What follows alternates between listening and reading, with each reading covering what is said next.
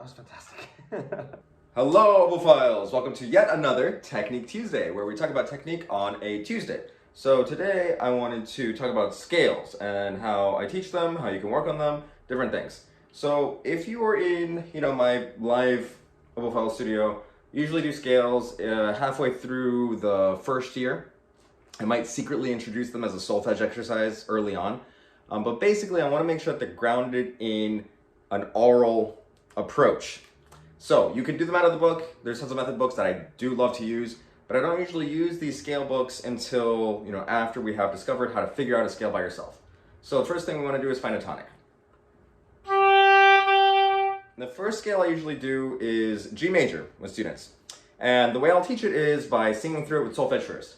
Do, re, mi, fa, sol, la, ti, do, re, la, sol, fa, mi, re, do.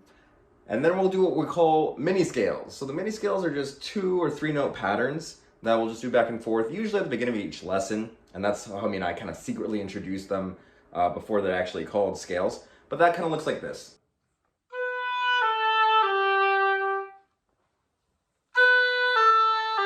And just having a really oral based connection to what the scale looks, sounds, and feels like in their bodies.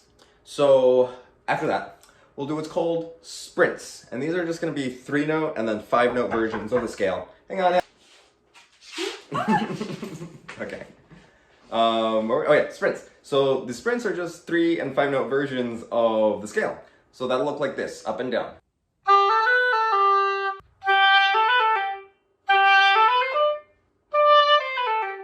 And they may not be that fast at first. You may want to go nice and slow. We can do them in just fat old quarter notes with metronome.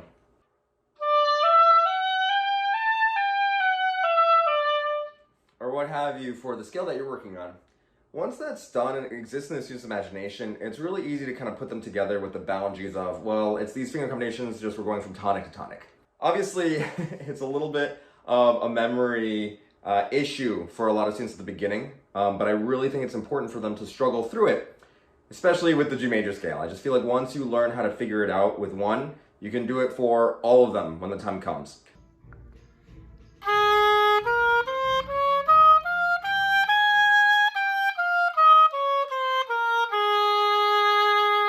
Now, this is very contrary to how a lot of, big education machines teach scales. So it's going to be a little bit of a quest to, impart that this is important to have that oral connection. But if you can do it, and if you're not struggling with that, I really hope you feel blessed, because it's really a great way to interact with your students and have that connection happen and really instill that level of discipline in their playing.